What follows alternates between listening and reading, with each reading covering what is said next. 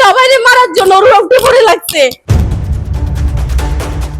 ফেনীর ফরহাদনগর ইউনিয়নের নৈরাজপুর গ্রামের ফরহাদনগরে জমি সংক্রান্ত বিরোধের জেরে একজনকে খুন করেছে দুর্বৃত্তরা। গেল শুক্রবার বিকেল 5:30টার দিকে এই ঘটনা ঘটে। মৃতের নাম জাহানারা বেগম। তিনি আব্দুল কাদের মাবু মেম্বারের স্ত্রী।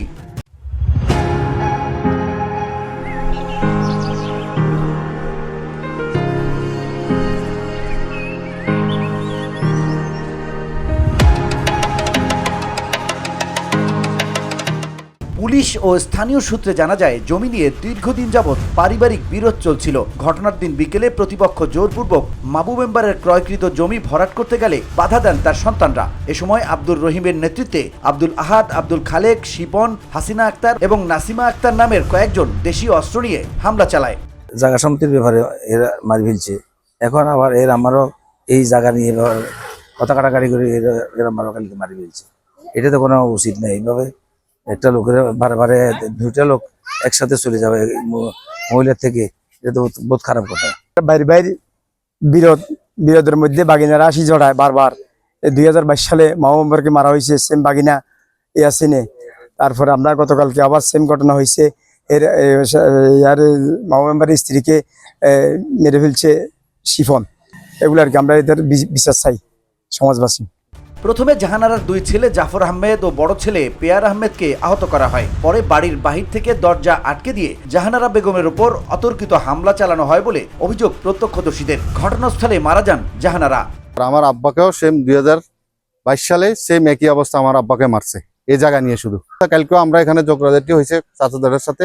ঝগড়াঝাটির পরে আমরা চলে গেছি। চলে যাওয়ার পরে আমার আম্মা এখানে দাঁড়াই ছিল, আমার আম্মাকে পাত্তর মারছে, তারপরে লাঠি চুটা দিয়ে বাড়ি মারে, তারপরে আম্মা জায়গায় ডেট হয়ে গেছে। হামলাকারীদের হাতে লাঠি, হকি স্টিক, রামদা ও দেশীয় অস্ত্র ছিল বলেও জানান প্রত্যক্ষদর্শীরা। লাঠি নিয়ে বড় কাঠের লাঠি নিয়ে মারতেছে, মাথা দিকে মারতেছে। যখন আমি পাগলের মতো এদেরকে ধরতেছি, শিফন যে আছে, শিফন, রিয়া, আমার শাশুড়ি আব্দুর রহিম, এরা ভাই দনদনকে মারি ফেলতেছে। জিম্মি করে মারধর করছে, ইট দিয়ে মারছে। তারা জানান 2022 সালের জানুয়ারির 7 তারিখে জাহানারার স্বামীকেও একইভাবে হত্যা করে হামলাকারীরা। আমার ফুফু হাসিনা, তার ছেলে শিফন, ইয়াসিন, তার ছেলে ছোটটা ইয়াসিন, আমার কাকা রহিমের ছেলে আব্দুল রিয়াজ, তা আব্দুল আহাদ রিয়াজ, দুইটাই ওর নাম। তারপর ওনার ওয়াইফ নাসিমা। এরা সবাই ষড়যন্ত্র করে, আব্দুল খালেক ভুঁইয়া, এরা সবাই ষড়যন্ত্র করে আসছে আমার ভাইদেরকে মারার জন্য, আমার আম্মুরে মারার জন্য। বলছে যে একটার পর একটা এদেরকে মানে শেষ করে ফেলবে। আমার আব্বুরে এরকম করে মারছে ওরা।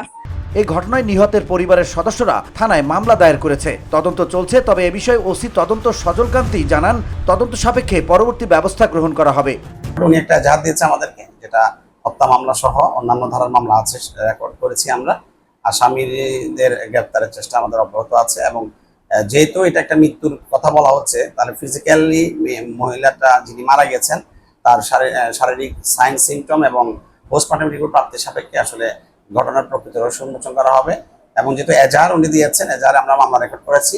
এজাহারের আসামি যারা আছে তাদেরকে ধৃত করে তাদের জবানবন্দি এবং পরিপূর্ণ তদন্ত শেষে মামলার ফলাফল আমরা বিজ্ঞ আদালতে দাখিল করব।